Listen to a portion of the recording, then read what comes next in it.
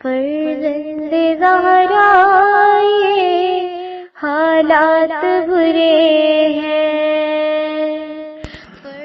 کاشانہ بصیرت ایک ایسا مکمل یوٹیوب چینل جس پر محروم بصارت کے لیے بالخصوص اور تمام افراد کے لیے بالعموم سینکڑوں کی تعداد میں اسلامی کتب دستیاب ہیں۔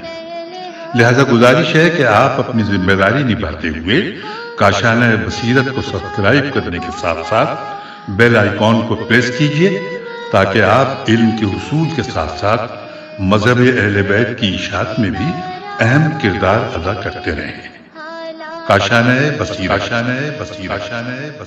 فرزند زہرا یہ حالات برے ہیں۔ السلام علیکم ورحمۃ اللہ وبرکاتہ۔ سامعین، آپ سماعت فرما رہے ہیں الکوثر فی تفسیر القرآن جلد پنجم، مفسر ہے مولانا محسن علی نجفی صاحب۔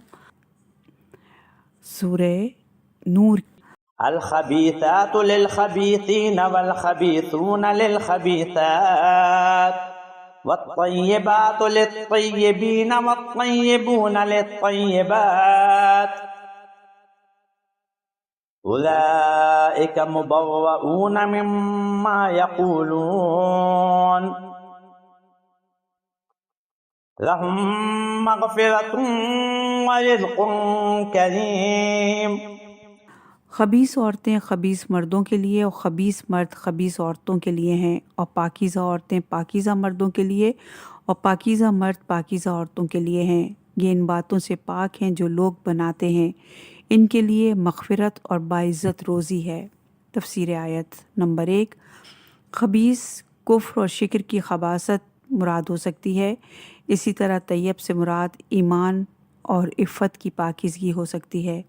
چنانچہ فرمایا سورہ انفال کی آیت نمبر 37 میں، تاکہ اللہ ناپاک کو پاکیزہ سے الگ کر دے اور ناپاکوں کو ایک دوسرے کے ساتھ باہم ملا کر یکجا کر دے، پھر اس ڈھیر کو جہنم میں جھونک دے۔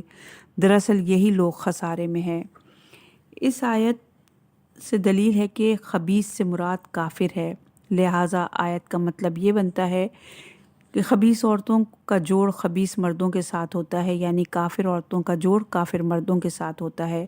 اسی طرح پاکیزہ عورتوں کا جوڑ پاکیزہ مردوں کے ساتھ ہوتا ہے، یعنی مومن عورتوں کا جوڑ مومن مردوں کے ساتھ ہوتا ہے۔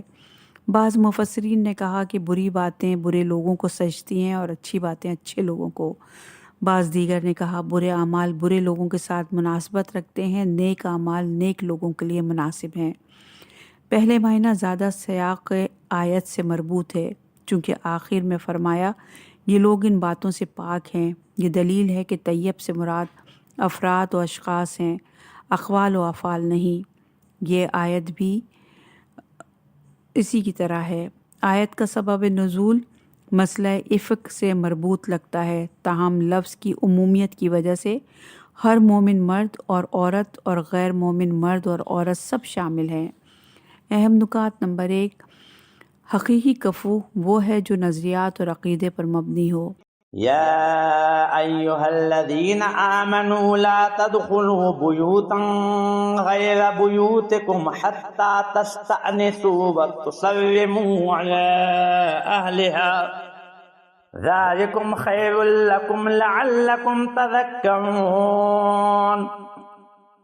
فَإِن لَّمْ تَجِدُوا فِيهَا أَحَدًا فَلَا تَدْخُلُوهَا حَتَّى يُؤْذَنَ لَكُمْ وَإِن قِيلَ لَكُمْ ارْجِعُوا فَارْجِعُوا هُوَ أَزْكَىٰ لَكُمْ وَاللَّهُ بِمَا تَعْمَلُونَ عَلِيمٌ۔ اے ایمان والو، اپنے گھروں کے علاوہ دوسروں کے گھروں میں داخل نہ ہونا جب تک کہ اجازت نہ لے لو، اور جب تک گھر والوں پر سلام نہ کر لو، یہ تمہارے لیے بہتر ہے، شاید تم نصیحت حاصل کرو۔ اور اگر تم اس گھر میں کسی کو موجود نہ پاؤ تو بغیر اجازت کے اس میں داخل نہ ہونا، اور اگر تم سے لوٹ جانے کے لیے کہا جائے تو لوٹ جاؤ، اسی میں تمہاری پاکیزگی ہے اور اللہ تمہارے اعمال سے خوب آگاہی رکھتا ہے۔ تفسیر آیت نمبر 1، گھر انسان کے لیے امن و سکون اور رازداری کی جگہ ہے۔ گھر انسان کے وقار، ناموس اور عزت و آبرو کے تحفظ کی جگہ ہے۔ پھر گھر کی چار دیواری کے اندر انسان تمام تکلفات سے آزاد زندگی گزارتا ہے۔ افراد خاندان میں بعض بے تکلفیوں اور کبھی بعض خامیوں کے لیے گھر ایک پردہ ہے۔ اس پردے کا احترام انسانی عزت و وقار کا احترام ہے۔ بلا اجازت کسی کے گھر میں داخل ہونا احترام آدمیت کے خلاف ہے۔ نمبر 2، اپنے گھروں کے علاوہ اس میں اپنے گھر کے علاوہ سب کے گھر شامل ہیں، خواہ اس کے قریبی ترین رشتہ دار کیوں نہ ہوں، جیسے باپ، ماں، بیٹا، بیٹی اور بھائی۔ چنانچہ حدیث میں آیا کہ رسول اللہ صلی اللہ علیہ وآلہ وسلم اپنی بیٹی فاطمہ الزہرا سلام اللہ علیہا کے گھر میں اجازت کے بغیر داخل نہیں ہوتے تھے، اور یہ حدیث ہے الکافی کی جلد نمبر 5 اور صفحہ نمبر 528 پر۔ اس طرح ایک شخص نے رسول اللہ صلی اللہ علیہ وآلہ وسلم سے سوال کیا، کیا میں اپنی ماں کے گھر بلا اجازت داخل ہو سکتا ہوں جبکہ ان کی خدمت کے لیے صرف میں ہوں؟ فرمایا، کیا تو اپنی ماں کو عریاں دیکھنا پسند کرے گا؟ کہا نہیں۔ فرمایا، اجازت لیا کرو۔ اور یہ حدیث ہے مستدرک الوسائل کی جلد نمبر 14 اور صفحہ نمبر 282 میں۔ نمبر 3 ہے جب تک انس پیدا نہ کرو، یعنی گھر والے باہر سے آنے والے سے غیر مانوس نہ ہوں، گھر میں دفتن داخل نہ ہوں، جب تک اجازت کے بغیر گھر والوں میں آنے والوں کو قبول کرنے کے لیے آمادگی نہ ہو۔ آیت میں جب تک اجازت نہ لو نہیں فرمایا۔ اذن لینے اور انس لینے میں فرق یہ ہے کہ اذن تو انسان ناگواری کی حالت میں دیتا ہے کہ کوئی بے وقت آیا تو دروازے سے واپس کرنا مناسب نہیں سمجھا جاتا، لیکن انس تو اس حالت کو کہتے ہیں کہ جس میں گھر والوں میں پوری آمادگی پائی جاتی ہے کہ آنے والے کا استقبال کریں۔ نمبر 4، جب تک گھر والوں پر سلام نہ کرو، پہلے مانوس، پھر سلام، پھر داخل ہونا۔ یہ ہے آداب اور تہذیب اسلامی کہ کسی کے گھر میں داخل ہوں تو سلام کر کے داخل ہونا چاہیے۔ دوسری جگہ فرمایا سورہ نور کی آیت نمبر 61 میں، جب تم کسی گھر میں داخل ہو تو اپنے آپ پر سلام کر لیا کرو۔ نمبر 5، یہ آداب، یہ تہذیب خود تمہارے لیے بہتر ہے، جس سے تمہارا پردہ اور تمہارے راز محفوظ رہتے ہیں اور تمہاری گھر کی چار دیواری کی آزادی بھی متاثر نہیں ہوتی۔ نمبر 6 ہے گھر میں کسی ایسے فرد کو نہ پاؤ جو تمہیں اجازت دے سکے تو گھر میں داخل نہ ہو، جیسا کہ اگر کوئی بچہ ہو یا کوئی اور فرد جو اجازت دینے کا مجاز نہیں۔ نمبر 7، اگر اجازت دینے سے معذرت کریں تو گھر والوں کا عذر قبول کرو، صریح لفظوں میں معذرت کریں یا قرائن سے سمجھ جائیں کہ اجازت دینا نہیں چاہتے، ایسی صورت میں واپس جانا چاہیے، کیونکہ انسان کبھی کسی مجبوری میں ہوتے ہیں یا ایسی حالت میں ہوتے ہیں کہ جو گھر کا راز ہے۔ عذر قبول کرنا خود اپنی جگہ بزرگواری کی علامت ہے۔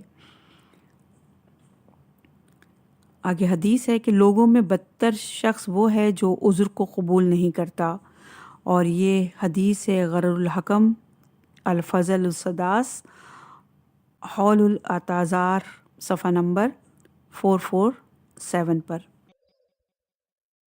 ليس عليكم جناح أن تدخلوا بيوتا غير مسكونة فيها متاع لكم والله يعلم ما تبدون وما تكتمون۔ البتہ ایسے گھروں میں داخل ہونے میں کوئی حرج نہیں جن میں کوئی رہائش پذیر نہ ہو اور ان میں تمہارا کوئی سامان ہو، اور اللہ وہ سب کچھ جانتا ہے جو کچھ تم ظاہر کرتے اور جو کچھ تم چھپاتے ہو۔ تفسیر آیت ہے ایسی عمارتوں میں داخل ہونے میں کوئی مضائقہ نہیں ہے جو برائے رہائش نہ ہوں، جو کہ محل راز نہیں ہے، جیسے ہوٹل، مارکیٹ، دکانیں، مسافر خانے وغیرہ۔ چنانچہ امام جعفر صادق علیہ السلام سے روایت ہے کہ اس سے مراد عمومی حمام اور مسافر خانے ہیں، اور یہ حدیث ہے وسائل شیعہ کی جلد نمبر 20 اور صفحہ نمبر 219 پر۔ اہم نکات۔ نمبر 1، گھر کی چار دیواری کا تحفظ و احترام آدمیت کا تحفظ ہے۔ نمبر 2، گھر والوں کا عذر قبول کرنا چاہیے۔ قل للمؤمنين يغضوا من أبصارهم ويحفظوا فروجهم ذلك أزكى لهم إن الله خبير بما يصنعون۔ آپ مومن مردوں سے کہہ دیجئے وہ اپنی نگاہیں نیچی رکھا کریں اور اپنی شرمگاہوں کو بچا کر رکھیں، یہ ان کے لیے پاکیزگی کا باعث ہے، اللہ کو ان کے اعمال کا یقیناً خوب علم ہے۔ تفسیر آیت نمبر 1، نگاہوں کو نیچے رکھنے کا مطلب یہ ہے کہ اگر کسی نامحرم عورت کا سامنا ہوتا ہے تو اس کے محاسن پر نگاہ جمانے کے لیے نگاہ اوپر کی طرف اٹھانا پڑتی ہے۔ نگاہ نیچی رکھنے کی صورت میں نگاہ زمین کی طرف ہوگی، عورت کے محاسن پر نظر نہیں جمے گی۔ نمبر 2، اس سے مراد ہونے کی صورت میں معنی یہ بنیں گے کہ اپنی نگاہوں کو قدرے نیچی رکھو جس سے نامحرم پر نظر نہ پڑے۔ مرد اور عورت کے درمیان فطرتاً ایک کشش ہوتی ہے جو نوع انسانی کی بقا کے لیے ضروری ہے اور خطرناک بھی۔ اسلام نے فطری اور قانون کے پرامن دائرے میں رہتے ہوئے اس خواہش کو پورا کرنے کی تاکید کی ہے اور نفس دین اسی میں قرار دیا ہے، جبکہ اس سے پھیلنے والی خرابیوں کی راہ روکنے کی بھی چارہ جوئی کی ہے۔ چنانچہ جہاں قدرتاً یہ خواہش انسان میں رکھی ہے وہاں قانوناً اسے لگام دی ہے۔ فطرت اور شریعت دونوں کے امتزاج سے نسل انسانی کو جہاں بقا مل جاتی ہے وہاں نسلی اختلاط اور بے عفتی سے تحفظ مل جاتا ہے۔ یہ لگام نگاہ سے شروع ہوتی ہے کیونکہ فساد کی ابتدا بھی نگاہ سے ہوتی ہے۔ ایک نگاہ، ایک تبسم، پھر باہمی گفتگو، پھر بے تکلفی۔ نمبر 3، اس جگہ روایات کے مطابق شرمگاہوں کی حفاظت سے مراد نظروں کی حفاظت ہے۔ قرآن کی ہر آیت میں حفظ الفروج سے مراد زنا ہے، صرف اس آیت میں نگاہ مراد ہے۔ اور جو ابھی ہم نے حدیث پیش کی وہ المیزان میں موجود ہے۔ نگاہ ابلیس کے زہریلے تیروں میں سے ایک تیر ہے، جو اسے برائے خدا ترک کر دے تو اس کے بعد اللہ اسے ایسے ایمان سے نوازے گا جس کا ذائقہ وہ محسوس کرے گا، اور یہ حدیث ہے الفقی کی جلد نمبر 4 اور صفحہ نمبر 18 پر۔ دوسری روایت میں آیا ہے اور یہ حدیث ہے الوسائل کی جلد نمبر 20 اور صفحہ نمبر 190 پر۔ حدیث یہ ہے، کتنی نگاہیں ایسی ہیں جو طویل حسرت کا باعث بنی ہیں۔ اہم نکات: نمبر 1، خواہشات کو پہلے قدم پر روکنا مؤثر اور آسان ہے۔ وَقُلْ لِلْمُؤْمِنَاتِ يَغْضُضْنَ مِنْ أَبْصَارِهِنَّ وَيَحْفَظْنَ فُرُوجَهُنَّ وَلَا يُبْدِينَ زِينَتَهُنَّ إِلَّا مَا ظَهَرَ مِنْهَا وَلْيَضْرِبْنَ بِخُمُرِهِنَّ عَلَى جُيُوبِهِنَّ وَلَا يُبْدِينَ زِينَتَهُنَّ إِلَّا لِبُعُولَتِهِنَّ أَوْ آبَائِهِنَّ أَوْ آبَاءِ بُعُولَتِهِنَّ أَوْ أَبْنَائِهِنَّ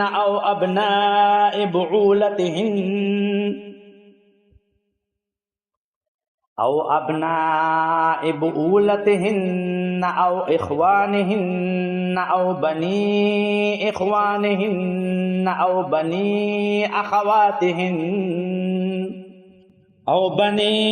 أَخَوَاتِهِنَّ أَوْ نِسَائِهِنَّ أَوْ مَا مَلَكَتْ أَيْمَانُهُنَّ أَوِ التَّابِعِينَ غَيْرِ أُولِي الْإِرْبَةِ مِنَ الرِّجَالِ أَوِ الطِّفْلِ الَّذِينَ لَمْ يَظْهَرُوا عَلَى عَوْرَاتِ النِّسَاءِ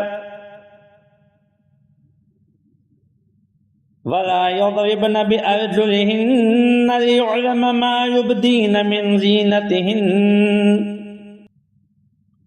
وَتُوبُوا إِلَى اللَّهِ جَمِيعًا أَيُّهَا الْمُؤْمِنُونَ لَعَلَّكُمْ تُفْلِحُونَ۔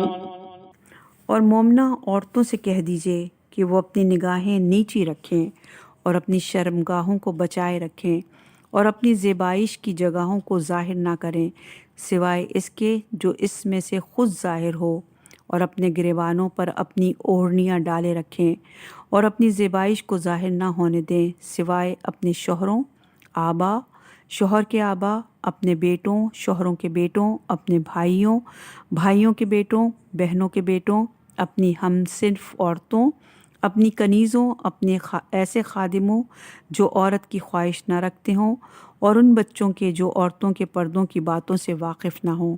और मोमिन औरतों को चाहिए कि चलते हुए अपने पाँव ज़ोर से ना रखें कि जिससे इनकी पोशीदा जीनत ज़ाहिर हो जाए।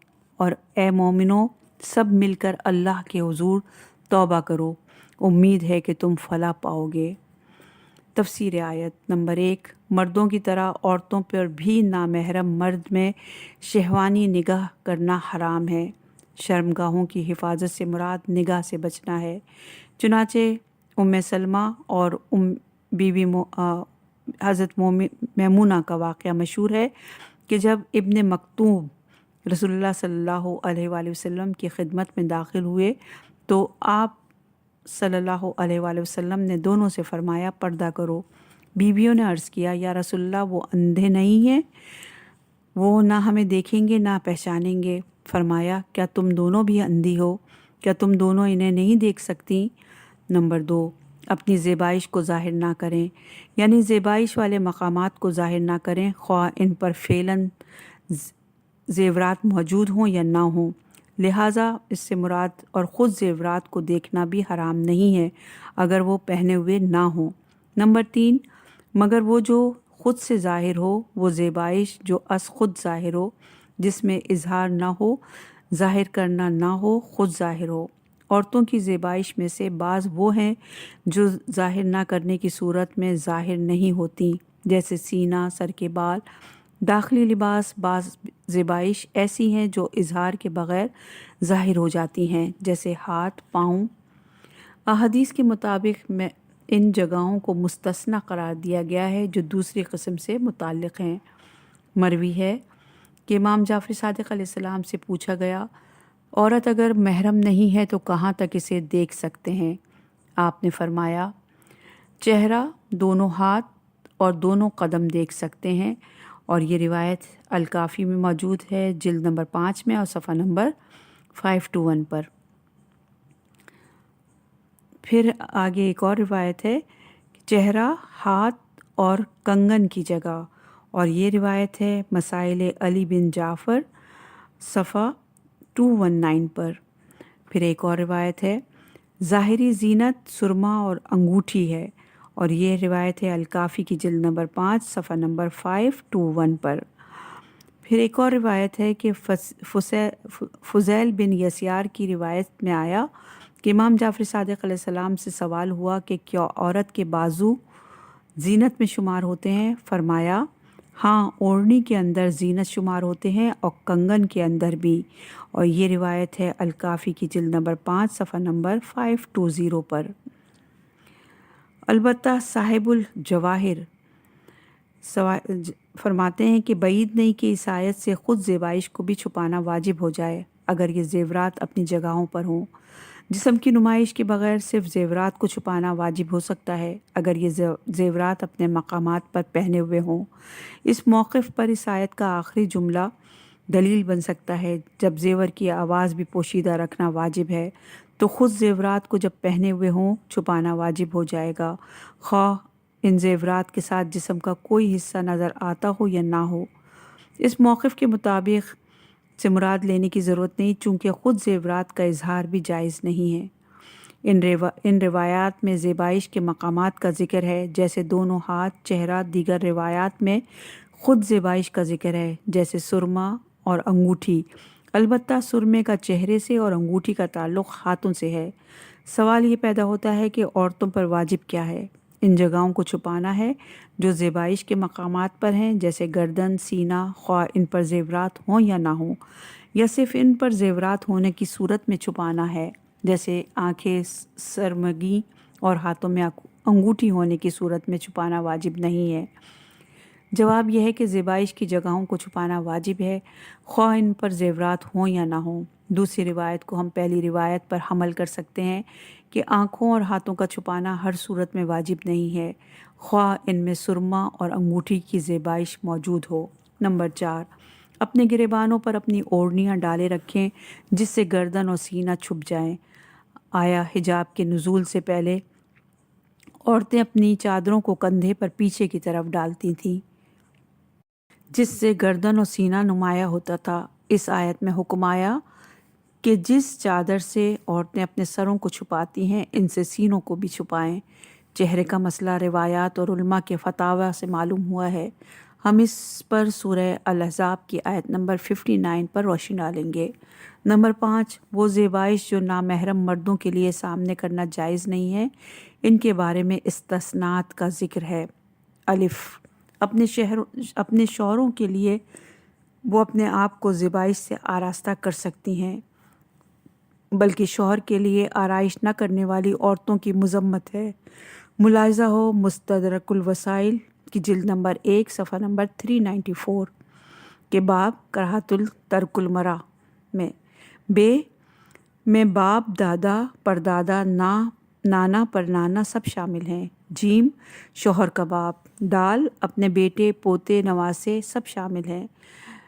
ہے، اپنے شوہر کے بیٹے۔ واو، اپنے سگے بھائی، سوتیلے بھائی۔ زال، بھائیوں کے بیٹے، اس میں پوتے، پرپوتے شامل ہیں۔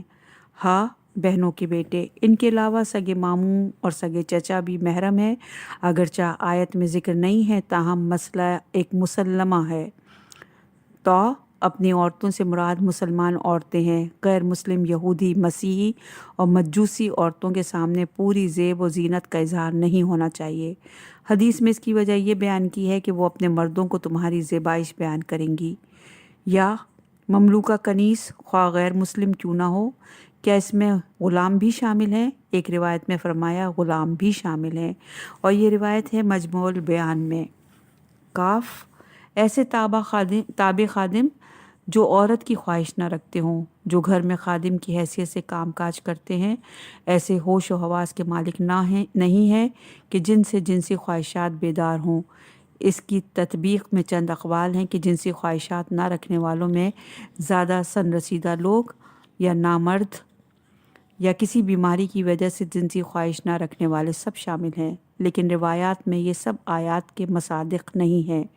امام محمد باقر علیہ السلام اور امام جعفر صادق علیہ السلام کی روایت میں مصادق کا ذکر ہے۔ نمبر 1 میں کہ مراد وہ کم عقل ہے جو عورتوں کی طرف متوجہ نہیں ہوتا، اور یہ روایت ہے التہذیب کی جلد نمبر 7 اور صفحہ نمبر 468 پر۔ لام، وہ بچے جن میں ابھی جنسی خواہشات بیدار نہ ہوئی ہوں، مثلاً 10 سال سے کم عمر بچے۔ نمبر 6 ہے کہ وہ اپنے پاؤں زمین پر ایسے مارتی ہوئی نہ چلا کریں جن سے ان کے پاؤں کے زیورات کی جھنکار نامحرم مرد محسوس کریں اور ان کی توجہ مبذول ہو جائے۔ اس حکم سے یہ بات سامنے آ جاتی ہے کہ صرف نگاہ نہیں بلکہ باقی حواس سے بھی بچنا چاہیے جو خواہشات کو مشتعل کرنے کا سبب بنتے ہیں۔ چنانچہ حدیث میں آیا ہے، کوئی عورت عطر لگا کر نکلے تاکہ دوسروں کو خوشبو محسوس ہو تو یہ بھی ایک قسم کا زنا ہے، اور یہ روایت ہے مجموع ورام کی جلد نمبر 1 صفحہ نمبر 28 پر۔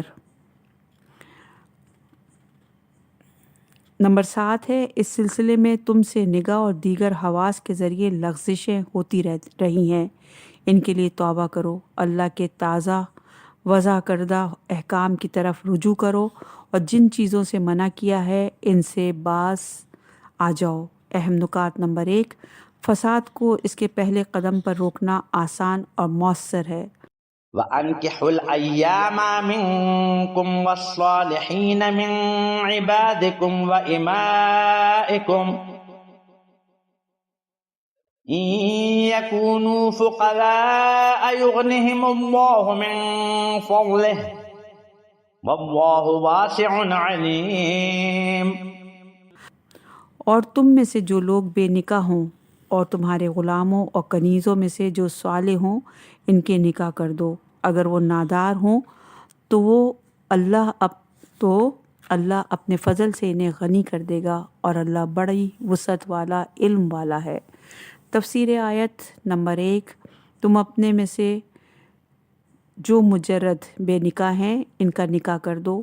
یہ حکم ہے اولیاء نکاح کو کہ وہ اپنے زیر ولایت افراد کا نکاح کریں۔ باپ دادا کو یہ حکم ہے کہ وہ اپنے بیٹے بیٹیوں کا نکاح کریں۔ اس امر استجابی میں اولیاء نکاح کے علاوہ دوسرے لوگ بھی شامل ہو سکتے ہیں کہ وہ بے نکاح لڑکیوں کے نکاح میں مدد دیں۔ حدیث میں ہے جو میری فطرت کو پسند کرتا ہے اسے میری سنت پر عمل کرنا چاہیے۔ میری سنت ہے نکاح، اور یہ ہے حدیث ہے الکافی کی جلد نمبر 5 صفحہ نمبر 494 پر۔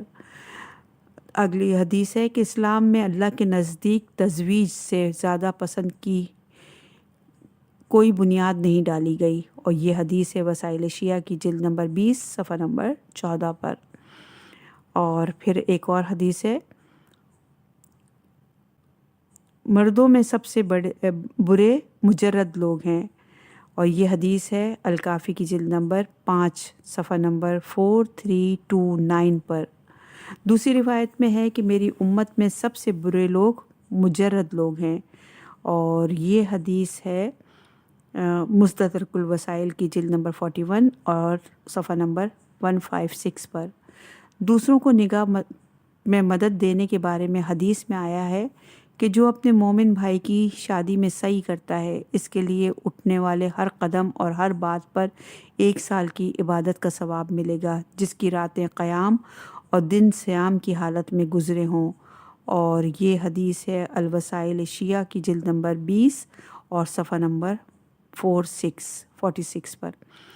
نمبر 2 ہے تمہارے غلاموں اور لونڈیوں میں جو ازواجی زندگی نبھانے کی صلاحیت رکھتے ہوں ان کا بھی نکاح کر دو۔ نمبر 3 ہے یہ اگر نادار ہوں تو اللہ اپنے فضل سے انہیں غنی کر دے گا۔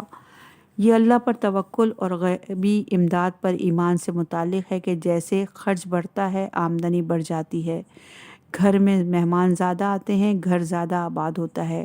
حدیث میں آیا ہے جو تنگ دستی کی خوف سے شادی نہ کرے اس نے اللہ کے ساتھ بدگمانی کی، اور یہ حدیث ہے الکافی کی جلد نمبر 5 صفحہ نمبر 330 پر۔ اہم نکات: شادی ایک مقدس فریضہ ہے۔ نمبر 2، خرچ بڑھنے سے رزق بڑھتا ہے۔ وَلْيَسْتَعْفِفِ الَّذِينَ لَا يَجِدُونَ نِكَاحًا حَتَّى يُغْنِيَهُمُ اللَّهُ مِن فَضْلِهِ وَالَّذِينَ يَبْتَغُونَ الْكِتَابَ مِمَّا مَلَكَتْ أَيْمَانُكُمْ فَكَاتِبُوهُمْ إِن عَلِمْتُمْ فِيهِمْ خَيْرًا وَآتُوهُم مِّن مَّالِ اللَّهِ الَّذِي آتَاكُمْ وَلَا تُكْرِهُوا فَتَيَاتِكُمْ عَلَى الْبِغَاءِ إِن أَرَدْنَ تَحَصُّنًا لِتَبْتَغُوا عَرَضَ الْحَيَاةِ الدُّنْيَا وَمَن يُكْرِههُنَّ فَإِنَّ اللَّهَ مِن بَعْدِ إِكْرَاهِهِنَّ غَفُورٌ رَّحِيمٌ۔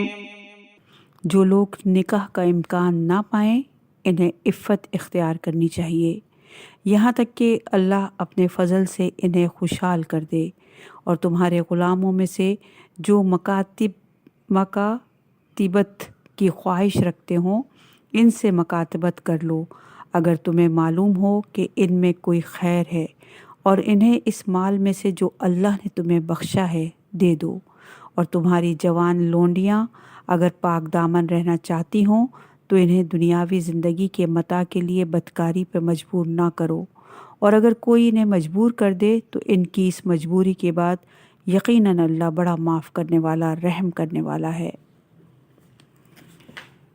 تفسیر آیات۔ نمبر 1، جو لوگ نکاح کرنے پر قادر نہیں ہیں وہ عفت شعاری اختیار کریں۔ نمبر 2، عفت شعاری کے پیچھے یہ شعور اور عقیدہ کار فرما ہو کہ اللہ اسے غنی و بے نیاز کرے گا، اس طرح فضل خدا کے انتظار میں عفت اور پاک دامنی اختیار کرنا آسان ہو جائے گا۔ نمبر 3، کوئی غلام یا کنیز اپنے آقا کے ساتھ معاہدہ مکاتبت کرے جس کے تحت وہ اپنی آزادی کے لیے معاوضہ ادا کرنے کی پیشکش کرے۔ آقا کی طرف سے اس معاہدے کو قبول کرنے کی صورت میں آقا اسے مال کمانے کی اجازت اور موقع فراہم کرے گا۔ واضح رہے کہ صدر اسلام میں غلامی کا قانون جاری رکھنے کے علاوہ کوئی اور صورت نہیں تھی، چونکہ دشمنان اسلام مسلمان اسیروں کو غلام بناتے تھے تو اسلام نے بھی میدان جنگ میں جو کافر اسیر بن جاتے تھے انہیں غلام بنانے کا قانون برقرار رکھا۔ واضح رہے، اسلام نے انسان کو غلام بنانے کی تمام صورتیں ختم کر کے صرف ایک صورت برقرار رکھی۔ چنانچہ کسی انسان کو غلام بنانے کی واحد صورت یہی ہے کہ کفر اور اسلام کی جنگ میں میدان جنگ میں جو کافر اسیر بن جائے گا وہی غلام ہوگا، یا جو عورت اسیر بن جائے گی وہی کنیز ہوگی۔ غلامی کی کسی اور صورت کو اسلام قبول نہیں کرتا۔ غلام نہ بنانے کی صورت میں دو صورتیں اور رہتی ہیں، یا اسیروں کو قتل کیا جائے یا آزاد کیا جائے۔ یہ دونوں صورتیں قابل عمل نہیں تھیں، اس لیے کافروں کے مقابلے میں ان کو بھی غلام بنانے کا عمل جاری رکھا۔ پھر ان غلاموں کو آزادی دلانے کے لیے بہت سے قوانین بنائے گئے۔ ان میں سے ایک یہی عمل ہے جس کا اس آیت میں ذکر ہے۔ نمبر 4، اس مد کی طرف اشارہ ہے جو اللہ تعالیٰ نے زکوٰۃ کے مصارف میں متعین فرمائی ہے۔ چنانچہ سورہ توبہ میں آیا ہے کہ گردن غلامی سے آزاد کرانے کے عنوان سے ذکر ہو چکا ہے کہ اگر اس معاہدے کے بعد کوئی غلام مال کا کوئی ایک حصہ ادا نہ کر سکے تو زکوٰۃ کی مد سے یہ مال ادا کیا جائے اور اس غلام کو آزادی دلائی جائے گی۔ نمبر 5، جاہلیت کے زمانے میں قبح گیری کا رواج لونڈیوں کے ذریعے چلا ہوا تھا۔ لوگ اپنی لونڈیوں کو قبح گری کے لیے بٹھا دیتے اور ان کے ذریعے مال و دولت کماتے تھے۔ کبھی تو اپنے گھروں میں بٹھا دیتے تھے جن کے دروازوں پر قبح خانے کی علامت کے طور پر جھنڈے لگا دیتے تھے۔ اس آیت میں حکم آیا کہ اپنی لونڈیوں کو بدکاری پر مجبور نہ کرو۔ نمبر 6، اگر ان لونڈیوں کو مجبور کیا گیا ہو تو اللہ انہیں معاف فرمائے گا کیونکہ مجبور گناہ گار نہیں ہوتا۔ وَلَقَدْ أَنزَلْنَا إِلَيْكُمْ آيَاتٍ مُبَيِّنَاتٍ وَمَثَلًا مِّنَ الَّذِينَ خَلَوْا مِن قَبْلِكُمْ وَمَوْعِظَةً لِّلْمُتَّقِينَ۔ اور بتحقیق ہم نے تمہاری طرف واضح کرنے والی آیات نازل کی ہیں اور تم سے پہلے گزرنے والوں کی مثالیں بھی اور تقوی رکھنے والوں کے لیے واعظ بھی نازل کیا ہے۔ تفسیر آیت۔ نمبر 1، ہم نے اس قرآن کے ذریعے تم پر عبادات، معاملات، حلال و حرام و آداب پر مشتمل ایسے احکام اور قوانین نازل کیے جو تمہارے لیے نظام حیات اور دستور زندگی بن جائیں۔ نمبر 2، گزشتہ اقوام کی سرگزشت بیان کر کے تمہارے لیے دروس عبرت فراہم کیے۔ البتہ ان دروس سے صرف وہ لوگ استفادہ کرتے ہیں جو اپنے آپ کو ہلاکت سے بچانا چاہتے